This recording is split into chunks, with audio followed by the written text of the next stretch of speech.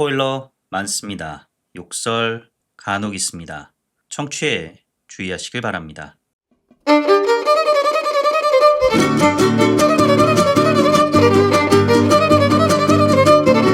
콘텐츠 대홍수 시대 요즘 뭐 보시나요? 전 이거 봅니다. 요즘 뭐 봄 난 이거 봄. 요즘 극장 뭐 봄 119번째 에피소드 시작합니다. 안녕하세요.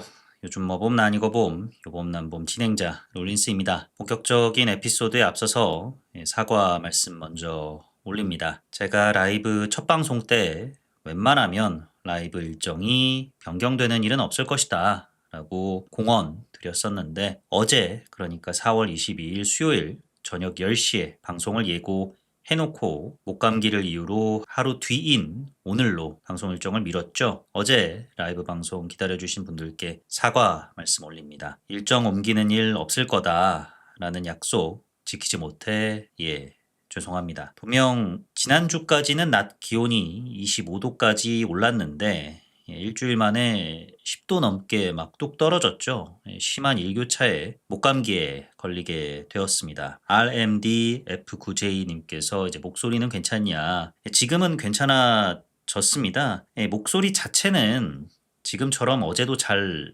나오긴 했는데 그 잔기침이라고 해야 되나요? 헛기침? 이런 게 멈추질 않아가지고 라이브 방송 진행 약간 이런 식으로 이제 됐었어가지고요. 라이브 방송 진행이 어려울 것 같다고 판단이 돼서 일정 변경을 결정하게 되었습니다. 다시 한번 죄송하다는 말씀 드립니다. 여러분도 건강관리 잘 하시기를 주제넘게 바라겠습니다. 그럼 본격적인 에피소드 들어가 보도록 하겠습니다. 2026년 4월 셋째 주 주말 박스오피스 살펴보겠습니다. 먼저 국내 박스오피스 놀래키는 게 딱 좋아. 살목지가 2주 연속 1위 자리 수성에 성공했습니다. 주말 3일간 47만 명이 살목지를 보기 위해 극장을 찾았고요. 4월 19일 일요일까지 누적 관객 수는 146만 명 넘겼습니다. 2주 연속 1위. 보다 관객수 하락폭이 더 눈길을 끄는데요. 개봉 1주차 살목지의 주말 관객 수는 53만 명이었습니다. 고작 겨우 6만 명밖에 안 줄어든 거죠. 하락률이 계산을 해보면 10% 초반대에 불과한 거죠. 그러면 다음 주 관객 하락률이 절반에 달한다 해도 23에서 한 24만 명 정도 되니까 170만 명은 넘긴다는 거죠. 하락률을 이렇게 극단적으로 잡았는데도 170만 명 넘을 수 있다는 거니까 사실상의 200만 돌파. 확실하다 봐야 될 것 같습니다. 공포 영화, 오컬트 장르물 이렇게 확대를 해도 200만을 돌파한 작품이 최근에 뭐가 있었나요? 작년 설에 개봉했던 검은 수녀들도 개봉 첫 주 주말 박스오피스 1위로 데뷔를 했건만 끝내 200만 명을 못 넘겼잖아요. 송혜교, 전여빈, 크로스도 도달하지 못했던 200만이라는 고지. 이 차세대 로코퀸 김혜윤 배우는 도달해낼 듯 보입니다. 잠깐만, 이 차세대 김혜윤 배우가 96년생이시라면서요? 워낙에 동안이셔가지고 20대 초반이실 줄 알았는데 그러면 경력으로 보나 흥행 성적으로 보나 나이로 보나 앞만 봐도 차세대는 아닌 것 같으니까 이미 씹어 드시고 계시니까 차세대 딱지 떼고 명실상부 대한민국 로코퀸 로맨스 장인 김혜윤 배우 200만 돌파 미리 축하드립니다. 2위는 전주랑 똑같습니다. 주말 관객 수 17만 명 기록한 프로젝트 헤일 메리가 2위 자리를 유지했습니다. 누적 관객 수는 230만 명 수준이고요. 벌써 개봉한 지 한 달이 넘었네요. 헤일 메리. 이제 슬슬 극장 상영 마무리 단계에 돌입하게 될 것 같은데 250만 명은 넘기고 충무로 극장가에서 퇴장하기를 바라보겠습니다. 3위까지도 전주랑 똑같습니다.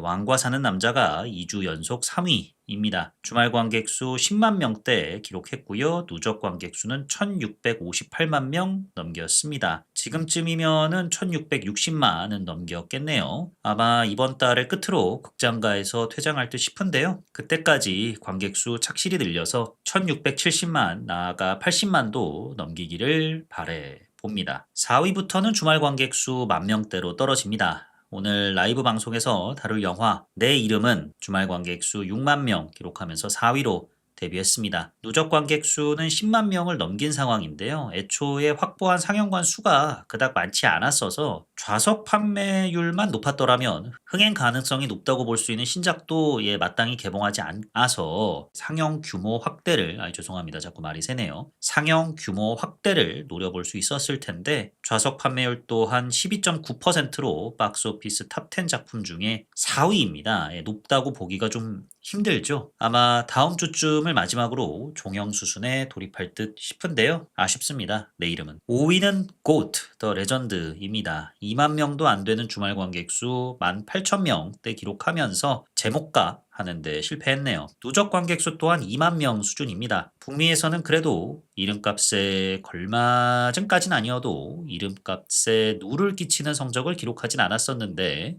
중으로에서는 GOAT가 되지 못했습니다. 6위는 제가 간단 리뷰 남겼던 재개봉작 마녀배달부 키키입니다. 주말 관객 수는 17,000명에 약간 못 미치는 수준이고 작년 11월 재개봉 때와 합친 누적 관객 수는 97,000명 정도 됩니다. 10만 명은 넘기고 키키 한국에서의 배달일 마치기를 관람객으로서 기원을 해봅니다. 북미 박스오피스로 넘어가 보겠습니다. 여기도 한국이랑 상황이 비슷한데 슈퍼마리오 갤럭시가 3주 연속 북미 박스오피스 1위에 올랐습니다. 주말 3일간 3,649만 불 벌어다 드렸고요. 북미 누적 수익은 3억 5천만 불, 전세계 수익은 7억 5천만 불을 넘겼습니다. 1편보다 살짝 떨어지는 흥행세를 갤럭시가 보이고 있긴 한데 2026년 북미 극장가 개봉작 중 최초로 북미 누적 수익 3억 불을 넘겼습니다. 북미에서 4억 불, 전세계 8억 불 돌파는 확실해 보일 만큼 흥행에는 걱정할 거리가 없다 보니까 귀추를 주목해 볼 거라고는 결국 이 흥행세의 종착지는 어디가 될 것인가 정도뿐이네요. 아직 마리오의 고향 땅 일본에는 개봉하지 않았습니다. 우리나라와 비슷한 시기에 개봉하는 걸로 알고 있는데 1편이 일본에서만 1억 불이 넘는 수익을 거뒀거든요. 2편 갤럭시도 1편과 비슷한 흥행세를 보여준다면 갤럭시의 전세계 10억 불 돌파는 무리가 없을 전망입니다. 두 판에 10억. 이건 타짜 대사지. 두 편 다 10억 불. 스바라시입니다. 마리오상. 2위. 무슨 작품일지 대강 예측이 되시죠? 프로젝트 헤일메리입니다. 2천만 불에 달하는 주말 수익 거두었고요. 북미 누적 수익은 2억 8천만 불, 전세계 수익은 5억 7천만 불 넘겼습니다. 각각 3억 불, 6억 불 돌파는 확실해 보이네요. 마션의 북미 누적 수익 헤일메리가 이미 넘겼습니다. 다만 전세계 수익 6억 3천만 불은 아직 넘기지 못했는데요. 넘길 것 같아요. 전작에 해당한다 볼 수 있는 작품의 최종 흥행 성적도 넘길 것 같고 손익분기점 넘겨, 전작 흥행 성적 넘겨, 제프 회장 좋고 앤디 작가 좋고 라이언 배우까지 좋은 흥행 면에서도 헤일메리 영화만큼 훈훈한 결말 써내려가고 있습니다. 3위는 신작 입니다. 한국에는 어제 4월 22일 수요일에 개봉한 작품이죠. 호러 영화 명가 블룸하우스가 제작한 리 크로닌의 미라가 1,351만 불 벌어들이면서 3위로 데뷔했습니다. 전세계 수익은 3,400만 불을 넘긴 상황입니다. 블룸하우스표 호러 영화답게 표현 수위가 꽤나 세다고 들었는데요. 그래서인지 미국에서는 R등급, 한국에서도 청소년 관람 불가 판정을 받았습니다. 관람 가능한 관객폭을 줄일지언정 표현에 있어서 보여주고 싶은 게 명확히 있다는 뜻으로 읽을 수 있겠죠. 그 결과에 따른 수익, 적다고 하긴 그렇지만 또 반대로 좋다고 하기도 애매하긴 합니다. 일단 추정 제작비가 블룸하우스 영화들이 또 제작비가 많지 않은 게 특징이죠. 2,200만 불. 손익분기점은 어떻게 저렇게 2,200만 불이 이제 추정 제작비니까 넘길 것 같긴 해요. 그래도 우리에게 너무나도 익숙한 안악수나문 미이라 시리즈만큼 속편도 만들고 그러려면 좀 더 벌어야 할 텐데 그러기에는 초반 흥행세가 미진한 편입니다. 보신 분들 계시다면 어떠셨는지 댓글 남겨주시면 감사하겠습니다. 4위부터는 주말 수익 100만 불대로 떨어집니다. 젠데이아 로버트 패티슨 배우 주연 더 드라마가 주말 수익으로 480만 불 벌어들였고요. 북미 누적 수익은 4천만 불, 전 세계 수익은 8,300만 불 언저리에 도달했습니다. 8,200만 불이네요. 추정 제작비 2,800만 불의 3배에 달하는 수익을 벌어다 드렸으니 성공했다고 볼 수 있겠죠. 뭐 어디서는 벌써 이제 1억 불까지도 돌파를 했다던데 뭐 성공이죠, 이 정도면. A24 간만에 흥행작 하나 나왔네요. 기왕 돈도 좀 벌었는데 한국에서도 뭐 극장 개봉 어떻게 안 해주려나요? 좀 기다려 봐야겠습니다. 5위는 유미 앤 투스카니입니다. 주말 수익으로 390만 불 정도 기록하면서 북미 누적 수익 1,440만 불, 전 세계 수익 1,670만 불 넘겼습니다. 할리우드에서 좀처럼 보기 드문 흑인 배우 중심 로코몰이죠. 흑백 로코몰은 간간이 있었죠. 뭐 20년 전 윌 스미스 형 잘 나갈 때 미스터 히치라는 작품이 있었고 여주인공이 흑인이다 하면은 뭐 흑진주, 할리베리 누나가 주연 맡은 작품만 따져봐도 뭐 아유 뭐 셀 수 없이 많잖아요. 근데 흑흑 커플의 로코몰이다. 스릴러나 액션 이런 쪽에서 흑흑 커플을 종종 봐왔던 것 같은데 로코몰은 뭐 쉽게 잘 안 떠오르네요. 뭐 제가 잘 모르는 걸 수도 있겠죠. 그럴 겁니다. 아마 좋은 작품 있으면 추천해 주시면 감사하겠습니다. 그 다음에 눈길을 끄는 작품으로는 한국에도 개봉한 밥 오덴커크 배우 주연 액션 영화 노멀 이 북미에서는 250만 불 주말 수익으로 벌어들이면서 7위로 데뷔를 했는데 평가가 뭐 그렇게 좋은 편은 아닌가 봐요. 영화 노바디 시리즈의 작가와 이제 재결합을 해가지고 뭐 화제를 불러 모았다는데 흥행 성적은 화제에 미치지 못한 모양새입니다. 평범해 보이는 아재가 알고 보니 어마무시한 과거를 갖고 있었다더라는 이야기가 노바디에 이어 노멀에서도 이어진다 하던데 관객들 입장에서는 좀 물렸나 봐요. 저도 활자로만 이렇게 이야기를 접했는데도 어떤 영화일지가 빤히 다 보일 정도니까 다른 분들도 다 비슷한 감정들이시겠죠. 그래서 흥행 측면에서는 뉴 노멀을 꿈꿨을 텐데 노 노말이 되어 버렸습니다. 아쉽습니다. 자, 그 다음에 제가 말씀드렸죠? 저번 주에 이어 이번 주에도 자랑스러운 대안의 권하들 BTS 친구들을 아니죠. 돈 많이 버시니까 형님들이죠. BTS 형님들을 박스오피스에서 볼 수 있을 거라고요. BTS 월드 투어 아리랑 인 재팬 라이브 뷰잉이 이번에는 180만 불 벌어들이면서 8위에 랭크가 됐습니다. 라이브 뷰잉 프롬 고향 의 244만 불보다는 적지만 그래도 뭐 단 하루 단 1회 상영으로 180만 불 넘게 벌어들였다는 거니까 BTS 성님들 정말 대단하십니다. 라이브 뷰잉은 일단 이번 4월에는 일본 도쿄까지인가 봐요. 5월에는 또 5월에 BTS가 기다리고 있겠죠. 아마 여러분의 BTS는 Keep Going일 겁니다. 아미 여러분 화이팅! 박스오피스 시간은 여기까지였고요. 본격적인 이야기 시작해 보도록 하겠습니다. 요즘 뭐 봄? 난 이거 봄. 요즘 극장 뭐 봄? 쪽 의욕을 조금만 좀 정제를 하셨으면 어땠을까? 내 이름은 봄. 지금 시작합니다. 작품 소개 들어가 보도록 하겠습니다. 영화 내 이름은 영화 남북은 하얀 전쟁, 부러진 화살, 남영동 1985 등 한국 근현대사에 자행되었던 국가폭력의 실체를 까발리는데 감독 인생 전체를 쏟았다 해도 과언이 아닌 올해 나이 80세 정지영 감독의 신작입니다. 공동 각본가로도 이름을 올리셨는데요. 시나리오 초고는 제주 4.3 평화재단 시나리오 공모전 당선작이라고 합니다. 심사위원들은 4.3 사건을 정면에서 다뤘다는 점에 이끌려 해당 시나리오를 당선작으로 선정을 했는데 정지영 감독은 이 시나리오를 읽어보시고 심사위원들과 좀 반대로 받아들이셨다고 해요. 여전히 많은 사람들이 4.3을 모르니까 사건을 전면에 다루는 어떤 내용으로 꾸려나가기보다는 관객들로 하여금 4.3이 어떤 사건인지 찾아보게 하는 마중물의 역할로서 이 작품을 좀 구현해내야겠다라고요. 심사위원단과 정지영 감독의 당선작을 바라본 시각은 다르지만 시작점은 같다고 생각을 합니다. 제주 4.3 사건을 전면에 다룬 영화나 드라마는 찾아보기 힘들다 이거죠.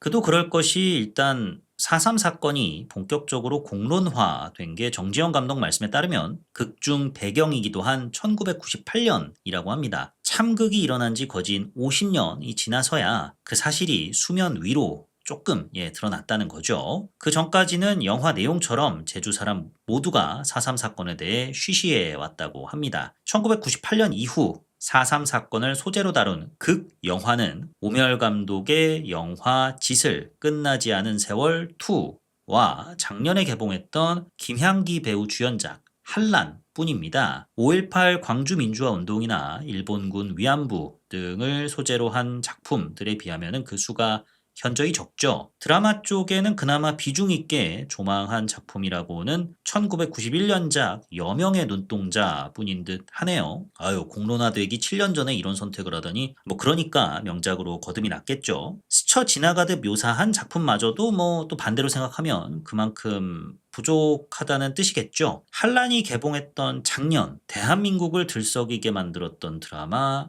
폭삭 속았수다에서도 4.3 사건을 애써 회피해 버렸으니 오죽하겠습니까? 제가 회피라는 표현을 쓰는 이유는 폭삭 속았수다 에피소드에서도 드렸던 말씀이긴 한데 이 작품의 특성과 이 현대사를 다루는 태도 때문입니다.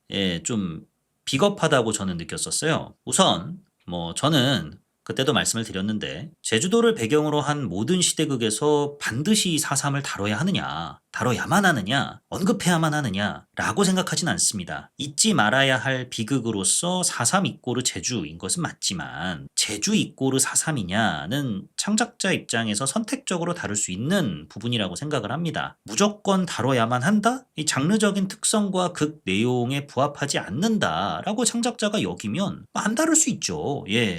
무조건 내가 왜 다뤄야 됩니까? 라고 반문할 수 있다고 생각을 합니다. 허나 이 폭삭 속았수다의 가장 큰 특징이 뭡니까? 학교 분위기부터 해녀들 그리고 또 그들 간의 관계, 마을 문화, 발전 변천사 등 그때 그 시절 제주도만의 특색과 문화를 시간 순서대로 적극 반영을 해 나가면서 극을 진행했다는 점이잖아요. 또 현대사를 다루는 이 드라마의 태도 어땠습니까? 주인공의 인생사 속에 올림픽 성화봉송이 어쩌고 노태우 당선이 저쩌고 김일성 사망 때 간첩처럼 울었네 어쩌네 현재에 와서는 우리 영웅이 사랑해요.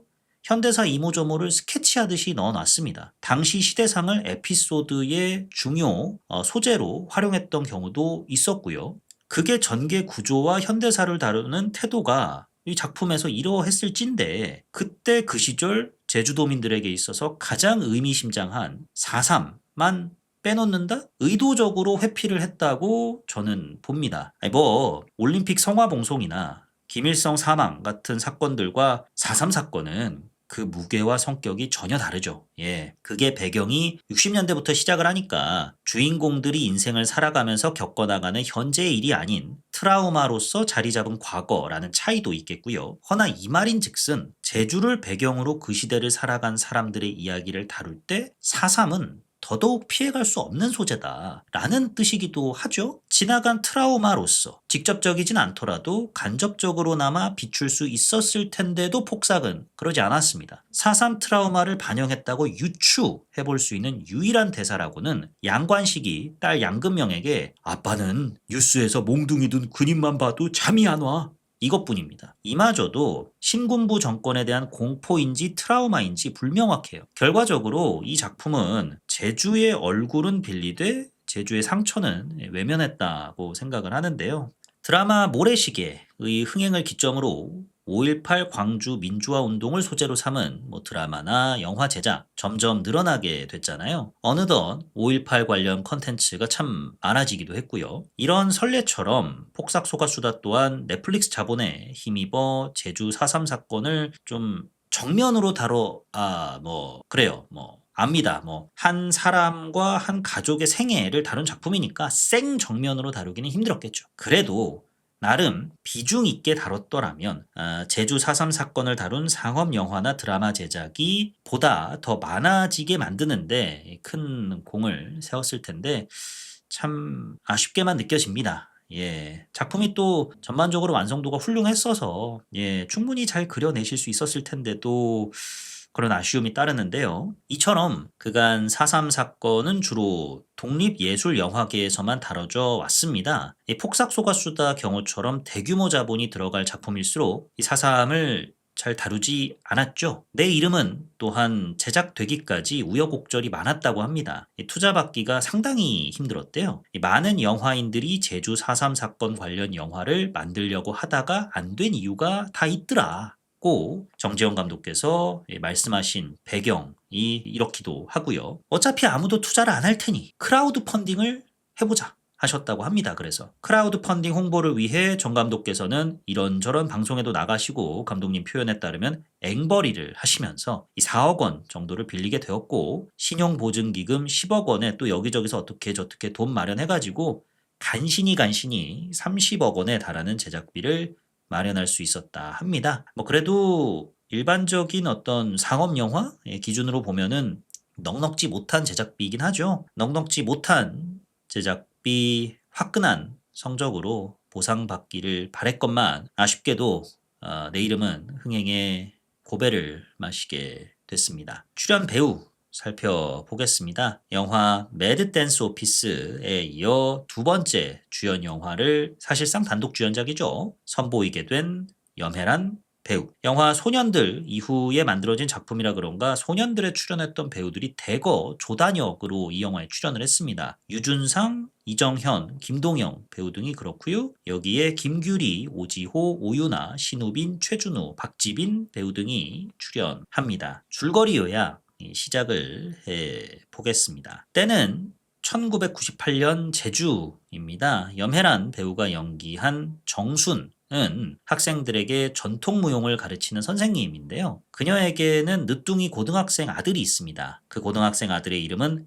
영옥인데 단둘이 살고 있어요. 영옥은 자기 이름이 촌스럽다고 여겨가지고 민종으로 개명하길 희망하지만 아직은 미성년자라 개명에는 보호자의 동의가 필요합니다. 허나 정수는 좋은 이름 왜 바꾸려고 하냐? 하면서 동의해주질 않죠. 그래도 이 모자간 사이가 아주 좋습니다. 정수는 늘 영옥의 끼니를 꼬박꼬박 챙겨주고 영옥은 엄마에게 담배 좀 끊어 라고 잔소리하면서도 챙길 건 챙겨주는 재떨이 같은 거 챙겨주는 효자입니다. 정순이 담배보다 더 애지중지 하고 있는 또 챙기는 물건이 있으니 그건 바로 선글라스입니다. 정수는 선글라스 없이 외출하는 것을 극도로 꺼려합니다. 시력에는 이상이 없어요. 다만 밝은 햇빛이 눈에 들어오는 순간 영영 잊은 줄만 알았던 9살 이전 기억들이 파편처럼 스쳐 지나가면서 일종의 공황장애 증상을 일으키기에 선글라스를 꼭 끼고 외출을 합니다. 공황장애 약을 처방받기 위해 정수는 늘 들르는 정신과에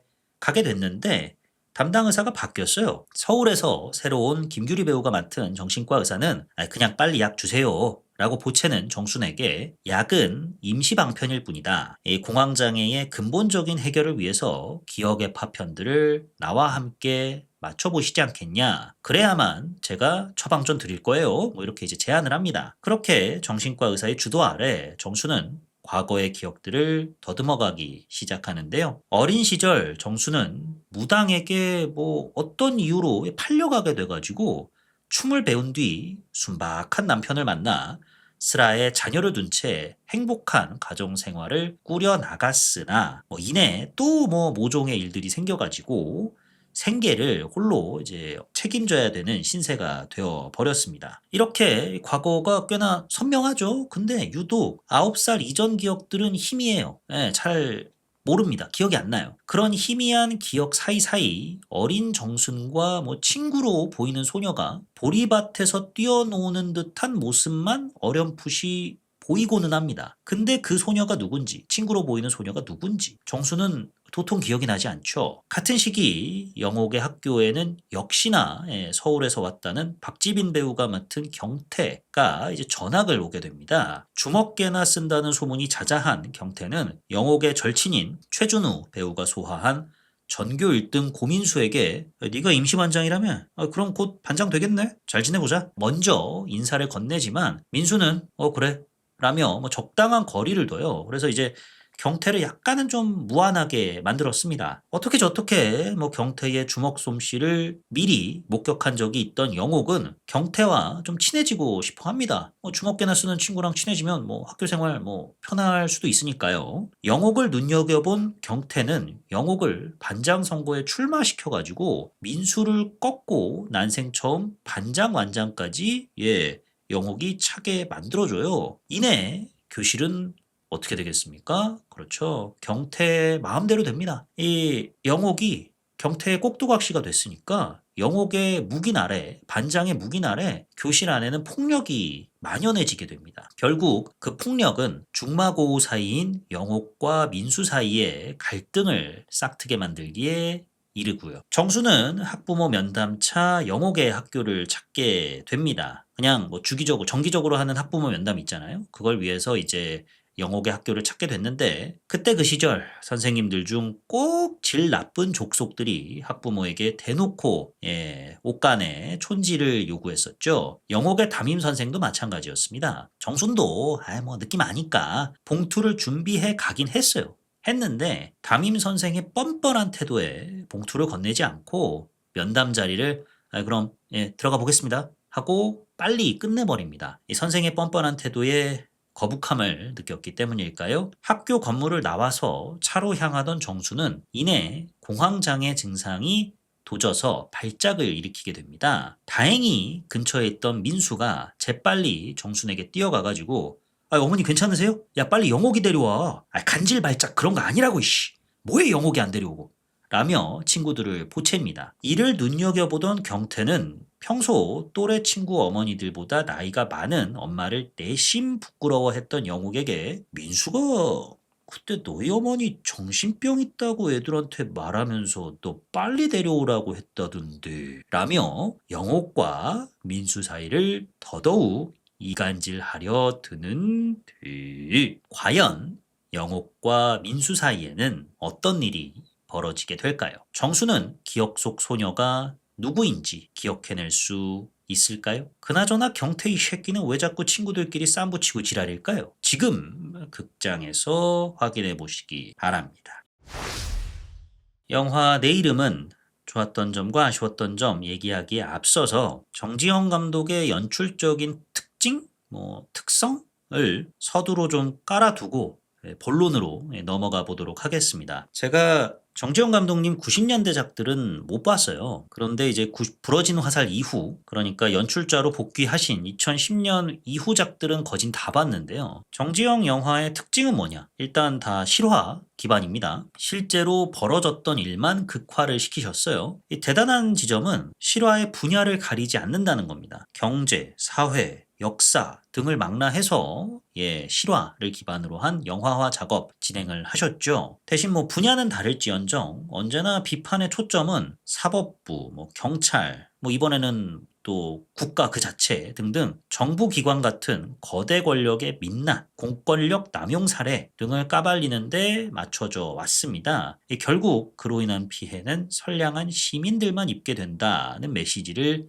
덧붙여서요. 개인 간 원한 관계에 국한된 사건으로 시작하는 듯 보이더니 알고 보니 이제 사법부의 졸렬함을 까발렸던 것이 부러진 화살이고 외국 자본의 한국 금융계 농락 사건을 다루는 걸로 시작해서 금융 당국자들이 어떻게 헤쳐먹었는지 이걸 수사 당국은 또 어떻게 그리고 왜 봐주었는지를 파헤친 뒤 그로 인한 막심한 피해 결국 국민들이 다 떠안게 되었다로 끝맺은 게 블랙머니였고 남영동 1985나 소년들 그리고 이번 내 이름은 등은 정보부, 경찰, 군대가 저지른 국가폭력 그 자체를 다루게 되었죠. 실화의 무게와는 별개로 극 작법 자체는 단순합니다. 복잡한 사건을 관객들에게 알기 쉽게 전달해야 하다 보니까 평면적 캐릭터가 다수 등장하고 갈등 구조는 쉬워야 하니까 언제나 이분법적이고요. 그래서인지 그 투박한 혹은 올드한 연출이란 평을 2020년대 들어서 관객들로부터 좀 더 많이 듣고 계시죠. 그럴 만도 한 게 근데 이분이 주인공들한테 늘 언제나 이 별명을 붙여주십니다. 그 소년들에서는 설경구 배우가 맡은 형사 주인공에게 네가 그 유명한 미친 개냐? 미친 게 붙여주셨고 내 이름은에서도 미친 게 또 나오죠. 예, 블랙머니에서는 조진웅 배우가 맡은 검사 주인공에게 쟤 또 막 쑤시고 다니네. 적당히 좀 쑤시라 그래. 저렇게 막 쑤시다가 탈락 해서 막프로 라는 별명 붙여주셨고 예, 많이 투박하죠. 예, 맞아요. 올드합니다. 근데 뭐 여담입니다만 얼마 전에 종영한 힙합 서바이벌 프로그램 쇼미더머니 시즌 12에 어이 반말하지 마라.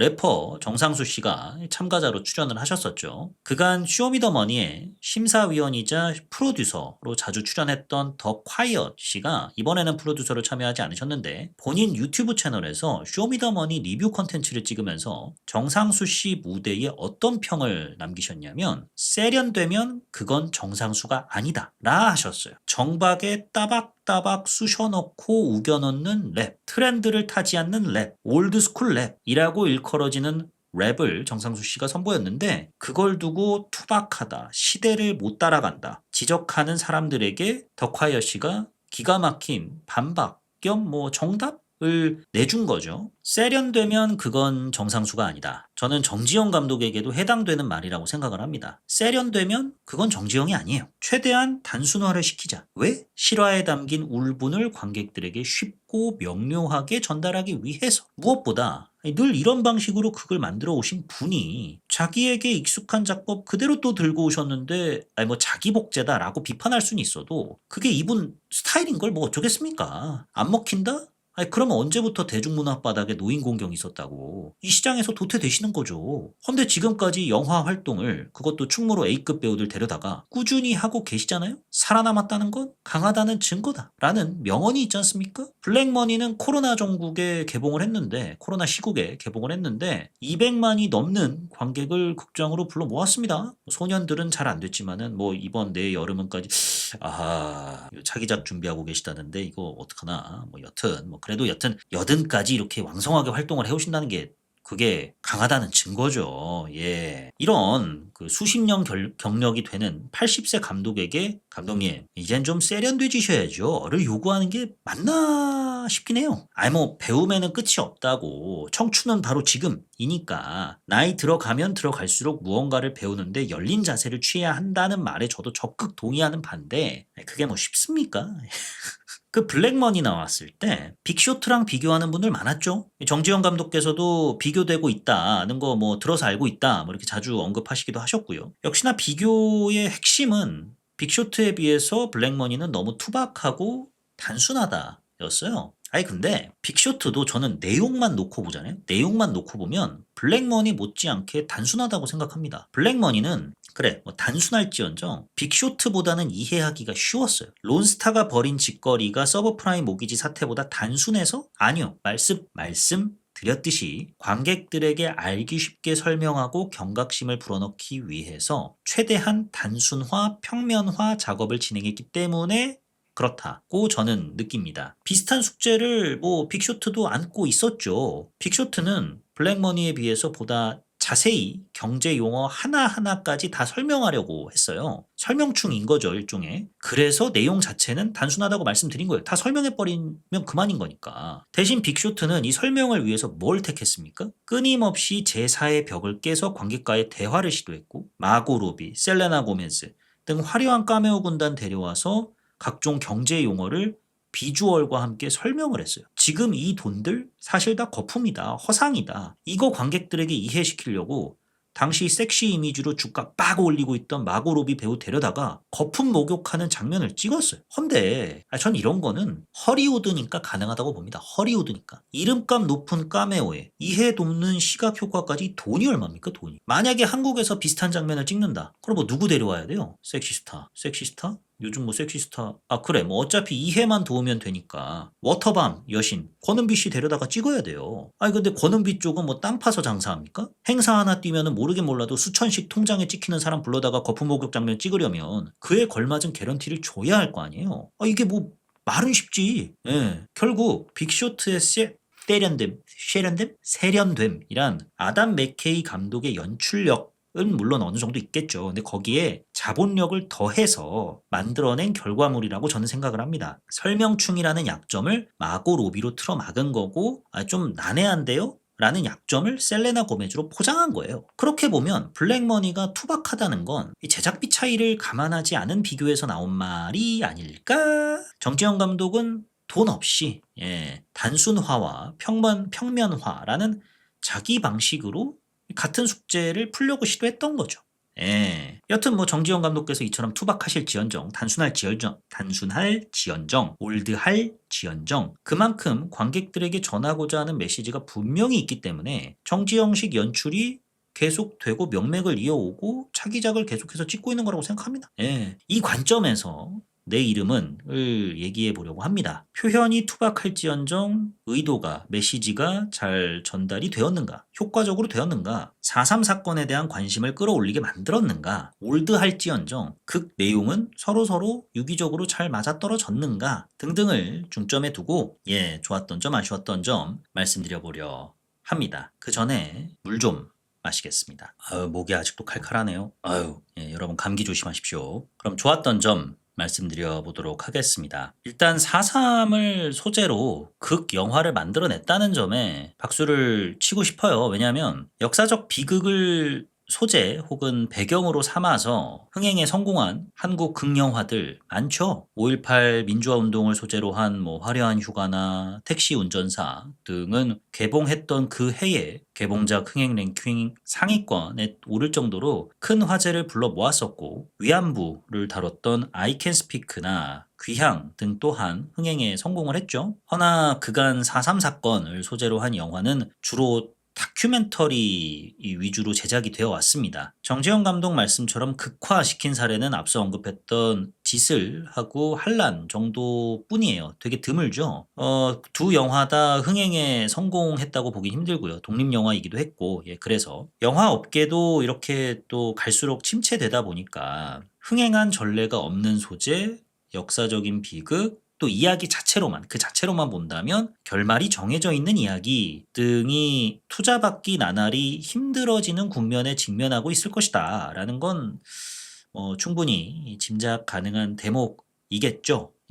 이런 상황 속에 충무로에 내노라 하는 배우들이 출연한 4.3 관련 영화가 극장에 떡하니 상영하게 되었다. 그 자체로 저는 승리라고 보고 박수 쳐줄만 하다고 생각합니다. 4.3 사건은 왜 그간 극화되지 못했을까? 한번 생각을 해봤어요. 수많은 시도들이 있었다는데 투자받지 못한 이유는 뭘까? 어줍잖은 생각 읊어보도록 하겠습니다. 앞서 언급드린 흥행한 전례가 없다. 역사적 비극을 굳이 극장까지 가서 봐야 되냐? 결말이 정해져 있는 거 아니냐? 등 말고 이 상업적인 관점에서, 앞서도 상업적인 관점이긴 한데 그래도 보다 좀 더 상업적인 관점에서, 지극히 상업적인 관점에서 보다 본질적인 이유가 뭘까? 저는 좀 결과에 꽤 맞춘 추측이긴 한데요. 그 절대 다수의 관객들에게 공감대 혹은 그 공감대에 따른 그 진입 장벽이 4.3 사건이 앞서 언급한 그런 그 역사적 비극들보다 높다고 이 시장이 판단해서인 것 같아요. 이 무슨 뜻이냐면 5.18 민주화 운동 같은 경우는 당시만 해도 정부 차원에서 광주 사태다 라고 이제 격화시키면서 민주화 운동이 확산되는 걸 애써 막았잖아요. 그러다가 80년대 중후만 들어서 광주 사태, 그날의 진실 같은 제목의 외신들이 찍은 영상 테이프가 대학가 중심으로 퍼지면서 이 참상을 알게 되신 분들이 많았단 말이죠. 또 산업화 시기에 호남 분들이 수도권 지역으로 많이들 이주하셨다고들 하잖아요. 그러면 내가 그날의 참상을 겪었다, 보았다, 들었다, 우리 가족이 당했다. 당장 내 이름 속에서 정순내 가족도 그랬고, 혹은 광주, 전라도 쪽과 아무런 접점이 없는 서울 출신 나도 저 영상 테이프, 영화 1987 속의 김태리 마냥 나 본 적 있어. 그때 그 충격 잊을 수 없지 하는 기억들이 있으실 거란 말이죠. 그러니까 5.18 관련돼서 직접 그 현장에 계시지는 않았더라도 내 인생에 있어 최소한의 어떤 접점이 있는 분들이 많으니까 상업적인 관점에서 공감대 진입 장벽이 낮은 소재라 볼 수 있다, 사료할 수 있다 생각합니다. 여기에 전두환을 비롯한 책임자들이 제대로 된 사과를 하지 않아 왔고, 오히려 난 잘못이 없다, 자위권 발동이다, 이딴 소리 했으니까 이런 식으로 평생을 일관했기 때문에 이에 대한 울분 등이 합쳐져서 흥행 폭발 소재로 거듭났다고 생각을 합니다. 위안부 소재 같은 경우는 이 울분에 대한 공감대가 소재에 대한 진입 장벽을 낮추는 역할을 했다고 봐요. 위안부 문제도 국내를 비롯한 전 세계에 본격적으로 공론화된 게 1991년이죠, 아마? 이후 꾸준히 위안부 피해자 할머니들께서 피해 사실을 적극적으로 국제사회에 증언을 해주셨는데, 일본 정부는 그런 일 없었다면서 끊임없이 부정하고 있지 않습니까? 이러니 국민들 입장에선 빡이 치는 거죠. 돌아버리는 거죠. 5.18, 4.3보다 더 오래전에 벌어진 일이지만, 내가 공감하기 힘든 공간과 시간적인 배경에서 벌어진 일이지만 국내뿐 아니라 전 세계적으로 피해자가 이렇게나 많거늘 잘못을 저지른 쉐끼가 사과를 안 하네? 이 쳐죽일 놈들.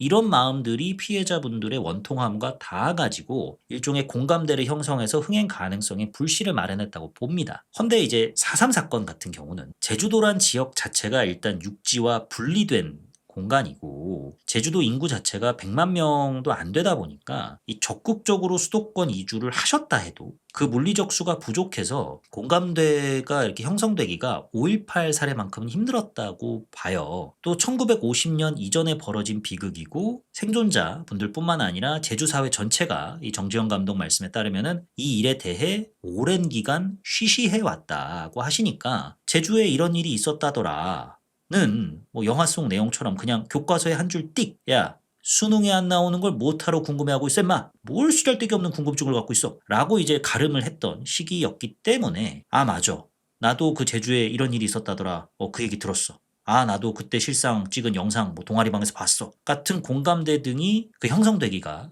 절대 다수의 관객들에게 힘들지 않았을까, 좀 감히 생각을 해봅니다. 1998년에 공론화가 되고 5년 뒤에 이 대통령의 공식 사과가 나왔잖아요. 물론 그 사과만 한다고 끝나는 게 아니죠. 사과 이후에 반성하는 태도가 사과만큼이나 중요하다 생각을 합니다만, 5.18, 위안부, 그리고 군함도의 사례까지 등과 비교를 해봤을 때 사과 자체를 받기는 받았다 보니까 그 울분의 정도 차이가 좀 있지 않나 싶습니다. 분노가 해소되지 않은 채 이제 쌓여 있을 때 관객이 극장을 찾는 어떤 이유, 뭐 동력 등이 생긴다라고 본다면, 사과를 받았다는 사실이 울분을 끌어올리게 만드는 걸 좀 약해지게 만드는 쪽으로 작용하지 않았나 사료해 봅니다. 그렇다 보니 이 상업적인 관점으로 봤을 때는 이 확장성이 좀 부족한 소재다라고 판단을 해서 투자가 어렵지 않았나 싶어요, 그간. 아니 어떻게 역사적인 비극의 상업성이 어떻고 확장성이 어떻고 운운하는 거야? 하실 수 있어요. 그렇죠. 근데 이제 영화라는 게 이제 요즘 같은 시기에는 AI로 뚝딱 다 만들어낼 수 있다지만은, 아니 AI마저도 사용료를 내야 되잖아요. 돈이 들어간단 말이죠. 또 이 역사적 비극을 소재로 다루기에 그만큼 책임감을 갖고 잘 만들고 싶어 하지 않겠습니까? 창작자들이. 잘 만들려면 뭐 연출력 중요하죠. 중요한데 그만한 제작비도 어느 정도는 동반이 돼야 된단 말이에요. 제작비를 마련하려면 투자를 받아야 하는데, 뭐 이런 이제 앞서 언급했던 지점들 때문에 막히지 않았을까. 그래서 4.3 관련 극 영화가 상대적으로 제작비가 좀 적게 들어가는 독립영화계 다큐멘터리 위주로만 나올 수밖에 없지 않았나 생각을 해 봅니다. 내 이름은도 참고로 독립예술 영화 쪽으로 분류가 되어 있긴 합니다. 그렇지 않았나 어줍지 않게 저롤린스 의견 봅니다. 그간 왜 4.3 소재 극 영화 투자가 원활히 이루어지지 못했는지에 대해서 여러분들 뭐 의견이 있으시다면은 댓글 남겨주시면 감사하겠습니다. 그러면 이제 그 다음에 이제 또 좋았던 점에 대해서 말씀을 드리자면요. 이 영화는 세 개의 시간선, 1948년, 1998년, 그리고 현재로 구성이 되어 있고, 1948년에서 벌어지는 4.3 사건, 1998년에서 정순과 영옥 각각의 이야기, 그리고 현재에서 어느덧 중년이 된 영옥과 민수의 이야기, 총 4개로 구성이 되어 있습니다. 3개의 시간선, 4개의 사건인 거죠. 좀 많죠. 이에 대한 이야기는 주로 아쉬웠던 점에서 풀어보도록 하겠고요. 이 중에 이 극에서 중심적으로 메인으로 다뤄지는 사건은 1998년 정순의 이야기입니다. 이 정순의 사라진 기억, 잊어버린 기억, 잊으려 했던 기억을 곱씹어 나가면서 1948년 그날 무슨 일이 있었는가, 그 일로 인해서 한 소녀의 인생은 어떤 국면에 접어들게 되었는가, 이후 성인이 될 때까지 또 지금의 중년 여성이 될 때까지 1948년 그 일은 그녀에게 어떤 영향을 끼쳤는가를 영화는 비교적 차분하게 보여줍니다. 감정을 폭발시킬 수 있는 부분이 있었는데도 관객들의 눈물샘을 쥐어짜낼 구간이 있었는데도 또 그 쥐어짜내는데 아주 어마무시한 그 기술력을 갖고 있는 연기력을 보유한 염혜란 배우가 그 중심에 있는데도 영화는 그 길로 가지 않습니다. 일부러 거리를 두면서 관객들로 하여금 자발적으로 1948년, 1998년의 제주를 느끼게 만들어요. 이 정지영 감독 특유의 이 작법이 녹아 있는 결과죠. 정수는 왜 선글라스 없이는 외출할 수 없는 처지가 되었는가? 왜 자기 기억을 곱씹어 보려고 하는 것을 그토록 거부하는가? 그녀를 짓누르고 있는 것은 무엇인가? 단순 기억나지 않는다는 답답함인 것인가? 부채의식인가? 혹은 죄의식인가? 국가가 저지른 폭력은 이렇게 한 인물과 한 동네와 한 사회에 어떠한 상흔을 남기는가? 등을 묻는 이런 거리두기 연출, 이건 참 좋았습니다. 예, 다른 게 문제였지. 자, 마지막으로 좋았던 지점은 사투리 조절? 을 참 잘했다는 건데요. 먼저 보신 분들이 이 제주도 사투리 알아듣기 힘들어서 고생 좀 했다. 자막이라도 해주지 그랬냐 뭐 이렇게 말씀하시더라고요. 그때 제일 먼저 들었던 생각이 자막 깔아주면 이해하실 수는 있어요? 이거였어요. 왜냐하면 찐 제주도 사투리 사실상 외국어잖아요. 진짜 찐 제주도 사투리 들어오면 도당체 무슨 뜻인지 알아듣기가 많이 어렵지 않습니까? 상당히 어려워요. 아니 다른 지역 광주, 부산, 강원도, 저기 원주, 이런 데들, 충주, 그래. 이런 데들은, 그런 쪽 사투리들은 어미 정도만 달라지지, 제주도는 아예 표현 자체가 달라지잖아요. 어서오세요랑 훈저옵서에 단 한 글자도 일치하질 않아요. 폭삭 속았수다. 이걸 누가 수고하셨습니다로 알아들어요. 아, 면상이 사갔나? 얘 지금 나 욕하나? 이렇게 알아듣지. 그 정도로 이게 다르지 않습니까? 그 제주도 출신 유튜버 머랭하맨이라고 있습니다. 이분의 킬러 컨텐츠 중에 하나가 육지 사람들은 못 알아듣는 제주도 사투리예요. 자, 여러분이 제주도 수산시장을 갔어요. 사장님 여기 광어 한 마리만 주세요. 광어 한 마리? 삼촌 이거 메기우나이? 너 분명 광어 달라고 했는데 왜 메기를 주지? 이런 생각이 드시죠? 예. 육지 사람들은 무조건 이렇게 생각하겠죠. 예. 메기우다. 이게 뭔 뜻이냐면 마지막으로 남은 것입니다. 이걸 어떻게 유추해? 이만큼 알아듣기가 힘든 게 제주 사투리니까 자막을 깔았어도 대다수 관객들이 이해 못하는 건 오히려 더 헷갈렸을걸요? 뭔 말하는 거야? 한국어로 자막이 깔렸는데 뭔 말인지 모르겠어. 이러니까 아마 더 혼란스러웠을 거예요. 아니, 그렇다고 표준어 자막을 깔면 그럴 거면 못하러 배우들로 하여금 제주도 사투리 쓰게 만듭니까? 그런 생각이 들잖아요. 해서 이제 이런저런 이제 생각들에 관람을 앞두고 걱정이 많았어요. 이거 영화 이거 못 알아들으면 어떡하지? 이해 하나도 못하면 이거 큰일인데 싶었거든요. 근데 제주도 사투리 알아듣기 힘들어서 고생 좀 하셨다는 분들은 평소 귀가 좀 안 들리시는 건가? 발성도 괜찮았는데 대사 잘 들렸는데 책을 안 읽으셔서 뭔 말인지 아닙니다. 자, 여튼 이렇게 좀 난이도가 그렇게 높지가 않아요. 예. 지역색은 살리되 관객들의 이해를 최대한 저해하지 않는 방향으로 사투리가 조절이 됐습니다. 그래서 등장인물들이 주고받는 대화가 완벽하게까지는 아니어도 그래도 대충 뭔 말인지 다 이해가 돼요. 이 정재영 감독 인터뷰를 보니까 아니나 다를까 이 제주 사투리가 가장 큰 고민이셨대요. 시나리오를 모두 제주 사투리로 고쳐봤더니 글 읽어본 사람 모두가 이해하기 어렵다고 피드백을 줘서 어미 정도만 사투리가 섞이게 하는 것으로 타협했습니다. 고 하시더라고요. 그러니까 이제 제주도 출신 관객분들이 듣기에는 뭐랄까요? 좀 미디어 사투리 같은 느낌으로 완성이 됐다고 볼 수 있겠죠. 근데 이런 지점은 한국 관객들만이 느낄 수 있는 일종의 재미 포인트잖아요. 예, 그래서 좋았던 점으로 이렇게 꼽아보게 되었습니다. 여기까지가 좋았던 점이고 이제 아쉬웠던 점에 대해서 얘기를 해봐야 될 텐데 가장 크게 아쉬웠던 지점은 의욕은 넘치는데 보여요. 제주 4.3 사건을 알려주겠어. 그로 인한 상흔 뭐가 있는지 보여주겠어. 알겠는데 그러면 무슨 이야기를 어떻게 전달할지에 대한 노선 정리는 확실히 안 됐다고 느껴졌어요. 이 4.3 사건을 많은 관객들에게 알리고픈 마음에 제작 그 첫 삽을 뜨게 되었고 다행히도 우여곡절을 걷긴 했지만 투자도 받았고 유명 배우들까지 섭외했으니 자 이제 가보자 고고싱 여기까진 좋아요. 많은 영화들이 대부분 이런 과정을 거쳐서 탄생하기도 하거니와 투자받기 어렵기로 충무로바닥에 소문났다는 4.3 사건 소재 영화가 제작 본 궤도에 올랐으니까 의욕 충만할 만하죠. 해야만 하고요. 그러면 이 의욕을 그게 어떻게 녹여낼 것인가? 전 두 가지 방향이 있다고 생각을 하는데, 하나는 4.3 사건 관련돼서 하고픈 얘기 다 하는 겁니다. 영화 내용을 통해 이 제작 의도를 전하고 싶다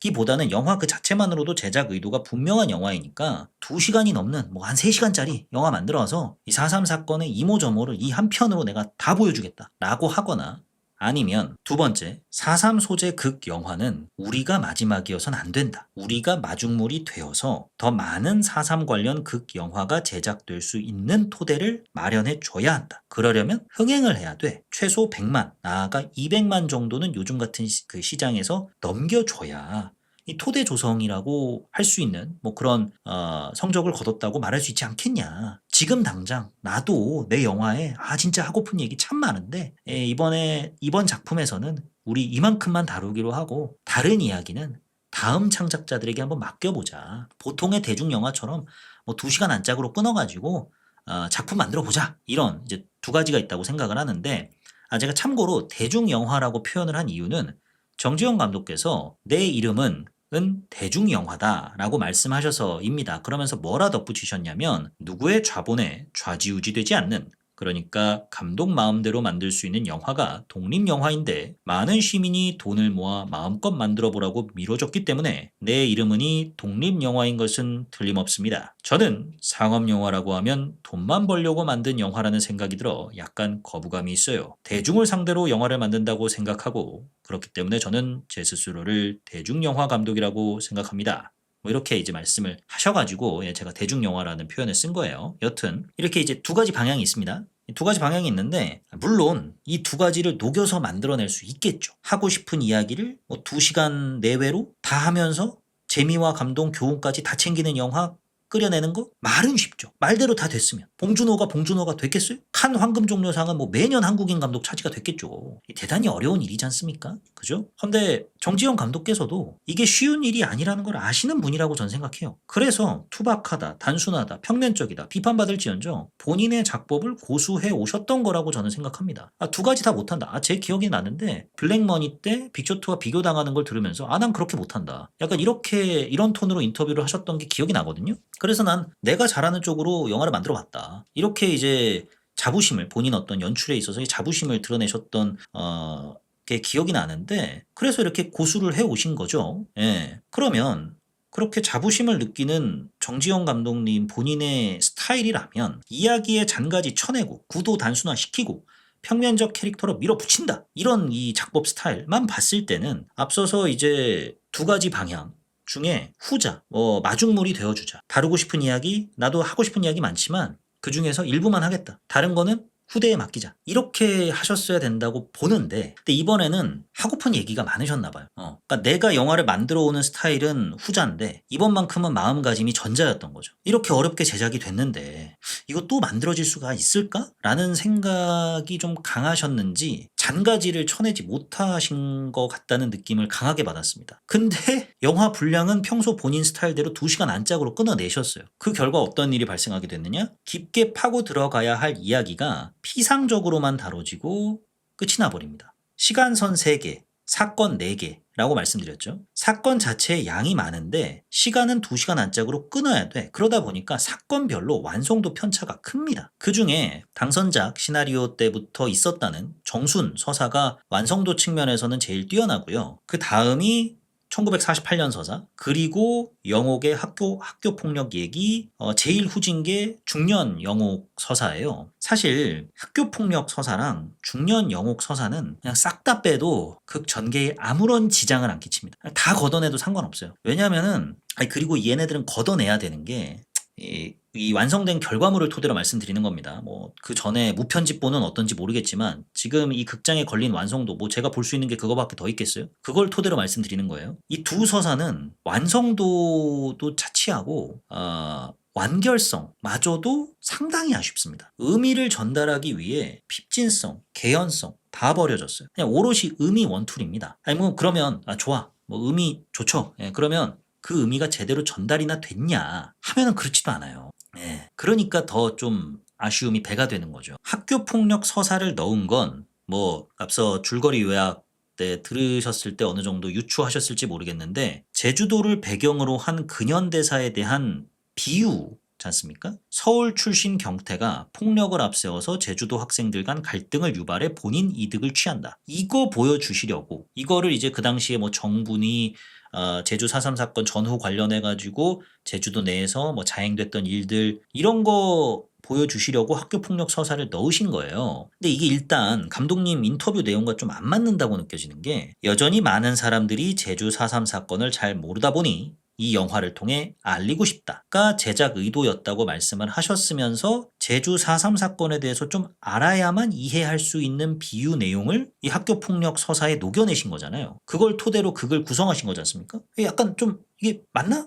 싶은 거죠. 아니, 그렇다고 그래 뭐 노골적으로 정지영 감독께서 자주 활용하셨던 별명 뭐 이런 것들을 통해서 노골적으로 아주 그냥 대놓고 여러분 이거 국가 권력이 어떻게 제주를 유린했는가에 대한 우화입니다. 비유예요. 대본에 뭐 이렇게 이해라도 할 수 있도록 표현하려고 하셨느냐 하면 그것도 아니에요. 그런 것들을 아니 감독님답지 않게 되게 간접적으로만 묘사를 합니다. 근데 분량은 정순 서사만큼이나 영옥의 학교폭력 관련된 서사 배분을 해버렸고 경태가 저지른 학교폭력인 거죠. 후반부까지 이게 계속 이어지니까 정순 서사랑 유기적으로 맞물리질 못해요. 그러니까 이제 정순이 계속해서 나의 이름을 찾아나가는 이 혼란스러운 과정, 가슴 아픈 과정 이 결국에는 이 비유로 만들어진 극을 통해서 저 당시에 저런 일들이 있어가지고 지금의 정순이 지금까지도 고통받고 있는 거구나.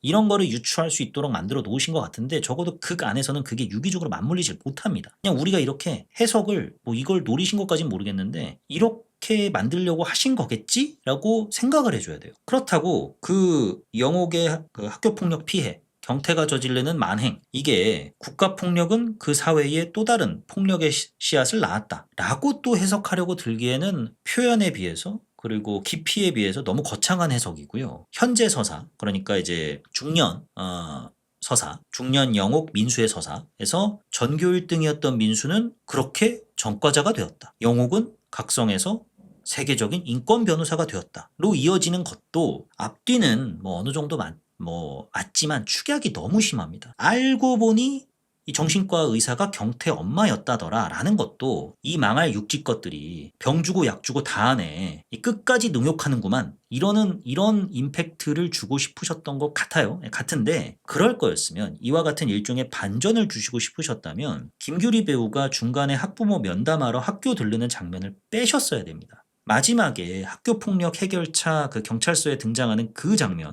회장님이 알아서 다 처리하셨다고 합니다. 그 장면만 딱 배치를 해 놓음으로써 야 경태 엄마가 김규리였어? 병 주고 약 주고 다 하네? 다 해. 반응을 이끌어내는 게 더 좋지 않았겠나 저는 생각을 해요. 이런 지점들이 자꾸 거슬리는 거예요. 핍진성, 개연성 다 버렸다고 했잖아요. 정순 밑에서 그 전통 무용 배우는 그 강소영이라는 여학생이 있습니다. 이 강소영이 나중에 커가지고 민수랑 결혼을 하게 돼요. 중년 민수는 오지호 배우가, 중년 소영은 오유나 배우가 맡으셨고요. 원래는 영옥이 먼저 소영이를 마음에 담아뒀어요. 그러다가 소영이가 민수랑 뭐 어떻게 저렇게 됩니다. 이게 또 중년 영옥 서사와의 연결점이에요. 중년 민수와 소영을 먼저 보여주고 영옥과 소영 간의 학창시절을 보여줌으로써 소영은 어쩌다가 민수랑 얼레리 꼴레리 사이가 된 거지?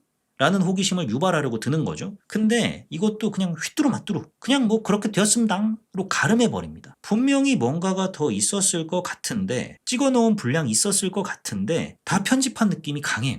그래 소녀 마음 갈 때 같다. 치고 넘어갈 수 있어요 이건. 허나 이 과정에서 감독님이 보여주고 싶은 거를 그 관객들에게 전달하기 위해서 개연성이 너무나도 부실한 장면이 등장합니다. 뭐냐면 소영인의 조부모가 알고 보니 한쪽은 4.3 사건 가해자였고 다른 한쪽은 피해자였던 거예요. 부모님은 결혼 후에 이 사실을 알게 되었다는 설정인 거고요. 그래서 이 화기애애한 집안 풍경이 4.3 때만큼은 쥐죽은 듯이 조용해진다는 거예요. 근데 그게 마침 어제였대요 소영이가. 그래서 그 소영이가 그 피해자인 조부모님 시체가 던져진 곳에 가고 싶어 한 모양이에요. 그래서 자기가 이런 그 집안에 사정이 있다라는 거를 피해자인 조부모님 시체가 던져진 곳에 앉아가지고 영옥에게 들려주거든요. 근데 영옥이랑 어떻게 그곳을 가게 됐는가? 그 전에 민수한테 나랑 그 어디 같이 갈래? 이랬다가 민수가 아 내가 지금 학원을 가야 돼가지고 해가지고 다음에 라고 답을 합니다. 그러다가 영옥이를 이제 소영이가 또 만나게 돼서 또 이번에는 영옥에게 나랑 어디 같이 갈래? 를 제안하고 영옥은 좋다고 따라가요. 혼자 가도 될 것을 아니면 다른 학원 친구들이랑 가면 될 것을 왜 굳이 민수와 같이 가고 싶어 했는가? 왜 영옥이라도 데려가고 싶어 했는가에 대한 이유가 없습니다. 없어요. 그냥 거길 가야 하니까. 이런 집안 당시 제주도에 있었다. 지금도 있을 것이다. 이 이야기를 들려주시려고 소영이를 남자 없인 못 살아 정말 못 살아 캐릭터로 만들어버린 거예요. 이러다가 얼마 후에는 소영이가 민수랑 얼레리 꼴레리 사이가 됐대요. 이러니까 제가 앞서 아 이거 분명 뭔가 더 있었을 것 같은데 분명 이 관련된 이야기가 이보다 더 많았을 것 같은데 이거 다 편집한 것 같은데? 라는 느낌이 드는 겁니다. 지금 여러분이 보고 계시는 이 스틸컷 그리고 이 앞서 이 중년 민수 영옥 소형 스틸컷 이 영화에 안 나옵니다. 영화에 안 나와요. 근데 네이버 포토란 보면은 이런 사진들이 많아요. 영화에는 안 나온 사진들. 그 말인즉슨 다 걷어냈다는 거죠. 왜냐? 2시간 안짝이 대부분인 대중 영화 호흡에 맞춰서 극을 만들고 싶어 하셨던 것 같습니다. 그러다 보니까 이거저거 다 쳐내셨던 거죠. 근데 이미 초반부터 세팅해 놓은 사건만 4개니까 몇몇 사건들의 개연성은 철저하게 무너져 버리는 거예요. 그래서 저는 이런 거 저런 거 그냥 다 쳐내고 뭐 소영이네 뭐네 다 쳐내고 정순서사 원툴로 갔으면 영옥은 그 내 엄마가 알고 보니 정순 엄마가 알고 보니 여러분 스포 나갑니다. 스포 나가요. 할머니인 거예요. 예. 영옥은 자기 할머니를 이제 엄마로 생각하고 살아온 겁니다. 이제 그런 사연이 있어요. 그런 사연이 있는데 아 우리 할머니 아니 우리 엄마 그간 고생 참 많으셨겠다. 아 난 그런 것도 모르고 치기 어리게 엄마 나이 든 엄마를 부끄러워했네. 아 내가 참 창피하다. 뭐 이런 식의 캐릭터로만 배치를 해뒀더라면 저는 영화가 훨씬 더 깔끔해졌을 거라고 확신합니다. 중년 영옥, 민수, 소영 이 이야기는 없어도 돼요. 그냥 없어도 됩니다. 이것도 마지막에 그 영화 결말에 해당하는 장면 제주 4.3 평화공원에 있는 조형물 그 비설 그거 보여주기 위한 서사에 불과해요. 결국에는. 아니 뭐 조형물 보여주는 거 좋죠. 울림 있죠. 눈물 나죠. 근데 말씀드렸다시피 시간은 대중 영화처럼 1시간 50분 안에 끊으려고 하니까 얼기설기 돼버려가지고 되게 뜬금없이 그 장면이 등장하는 것처럼 느껴져요. 그러니까 마지막 장면을 정해놓고 서사를 꿰어 맞추신 것처럼 보이는 거죠. 근데 그 서사가 완전 얼기설기 편집이 돼버렸으니까 매끄럽지가 않아요. 다 따로 놉니다. 그러니 결과물만 봤을 때는 1시간 50분에 달하는 결과물만 봤을 때는 제 아무리 의미값이 뛰어난 장면이라도 우겨 넣은 걸로밖에 안 비치는 거예요. 피해자이자 동시에 가해자로서의 삶을 산 정순이란 이름을 본래 정순에게 돌려주고 나는 내 원래 이름 영옥 염혜란 배우 극중 본래 이름이 김영옥인데 영옥으로 살아가련다. 이렇게 이름이 밝혀지지 않은 채 무명의 희생자들이 참 4.3 때 많았다. 이제 이런 식으로 극을 구성을 해 놓으셨다면 그냥 이 상태로 끝내셨으면 좋을 텐데 좀 더 그 임팩트를 주기 위해서 현재 서사를 해가지고 그 넋을 기리고 싶은 장면을 넣으시고 싶어 하셨던 것 같아요. 근데 그게 기왕 그럴 거면 2시간 반짜리 영화를 만드시지. 이렇게 하실 건가? 라는 생각이 드는 겁니다. 그냥 98년도에 기억을 되찾고 진짜 정순에게 춤으로나마 그 보리밭에서 사과를 표하는 구영옥, 현정순 모습을 보여준 뒤에 그 개명 신청서 작성하는 장면이 있거든요. 그걸로 영화를 마무리를 하는 게 저는 훨씬 더 깔끔했을 거라고 봅니다.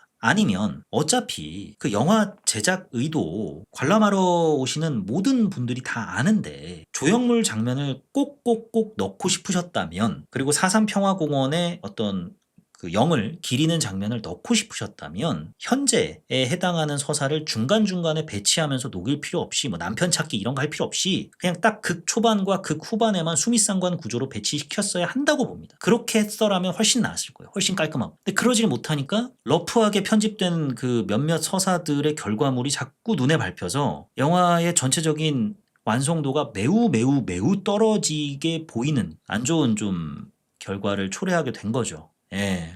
영화 귀향처럼 이 작품은 절대로 제작 의도만 좋은 작품이 아닙니다. 그래서 더 아쉬운 거예요. 그래서 말씀드렸듯이 정순 서사 진짜 좋다니까요. 되게 그 내 이름을 찾아나가는 그 과정을, 그리고 염혜란 배우가 연기를 또 기깔나게 합니다. 아 정말 끝내줘요. 그 춤, 그리고 그 몸동작 하나하나, 얼굴에 그 잔주름, 울림이 있어요. 그리고 뭐 1948년 서사도 몇몇 분들은 뭐 재현하는 데만 급급하다, 극 전체에 영향을 끼치는 이야기로서는 힘이 부족하다라는 비판 등을 하시던데, 뭐 동의하지만 그래도 정순의 아픔을 돌이켜보게 만드는 기능적 역할만큼은 성실히 수행했다고 생각을 해요. 또 그 보리밭에서 벌어졌던 총격신은 상당히 충격적이었거든요, 보는데. 예, 그 보리밭에 휘날리는 그 핏방울이 그토록 잔인하게 보일 수가 없고, 앞으로 저도 이제 제주도를 가면 저런 보리밭에 그런 이제 아픔들이 서려 있을 것이다라고 보이게 될 테니까 마음이 되게 무거워졌어요. 그래서 이런 기능적인 역할은 아주 성실히 수행했다고 생각을 하거든요. 그러니 이 둘만 남기고, 48년 그리고 98년 정순서사만 남기고 학교 폭력이니 뭐 오시 부분이 뭐 다 빼고 1시간 40분 분량으로 극을 채웠다면, 아니면 뭐 90분 분량으로 극을 채웠다면은 작품성이 더 좋아질 게 눈에 너무 선해서 아쉬움이 짙게 남았습니다. 그랬으면 모르긴 몰라도 지금보다 흥행했을 거라고 생각합니다. 예, 지금 한 10만 명 조금 넘겼는데, 지금보단 평가가 더 좋게 받아서 뭐 100만까지는 솔직히 모르겠어요. 근데 요즘 뭐 시장 상황 어려우니까 그래도 적어도 한 20만 명, 30만 명 넘지 않았을까? 손익분기점은 넘기지 않았을까? 라는 생각이 들어서, 그래서 아쉬웠어요. 그래서 영화 보는데, 예, 마지막 장면 딱 보는데 좀 울림이 있고 막 가슴을 탁 쳐야 되는데, 라는 한숨이 제일 먼저 나와가지고 참 아쉬웠습니다. 그래서 좀 흥분했다 보니 말을 좀 두서없이 했네요. 죄송합니다. 여기까지가 좋았던 점, 아쉬웠던 점이었고요. 별점 및 한 줄평 남겨보겠습니다. 영화 내 이름은에 대한 제 별점은 2.0입니다.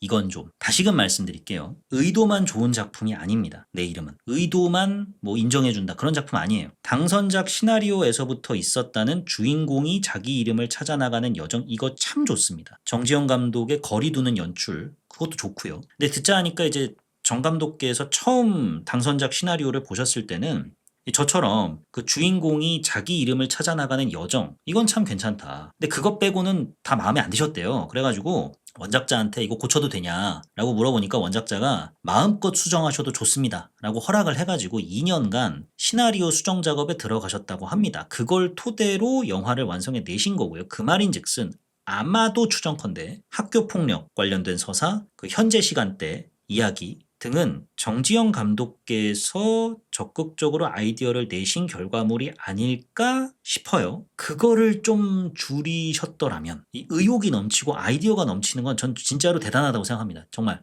이거는 뭐 돌려 말하는 게 아니고 진짜로 80세 감독께서 여전히 어떤 창작력이 넘치고 그 작품을 만드는 데 있어서 이제 피가 끓는다, 이거는 존경해 마땅한 지점이라고 생각해요. 근데 이번에는 좀 지나치셨다, 이번이 마지막일지도 몰라 4.3 관련된 영화는, 이런 생각에 뭐 그런 생각 하실 법하죠. 그런데도 좀 덜어내셨어야 하는데, 자기가 보여주고자 하는 것을 다 보여주고자, 뭐 여기까지도 좋아. 근데 그거를 2시간 반이 아니고 1시간 50분 안에 털어내려고 하니까 이런 아쉬운 점들이 너무 많이 눈에 띄게 되더라. 그래서 이런 씁쓸한 별점을 안길 수밖에 없더라. 예, 그랬습니다. 내 이름은에 대한 제 한 줄 평은 어정쩡한 노선에 겉도는 의도입니다. 앞서 설명드린 것들을 요약한 버전이라고 생각해 주시면 될 것 같아요. 나의 의도를 영화로 극화를 시킬 때 어떤 노선을 택할 것인가를 분명하게 하고 덜어낼 것 덜어내서 만들었으면 훌륭한 결과물이 나왔을 텐데 아쉽습니다, 많이.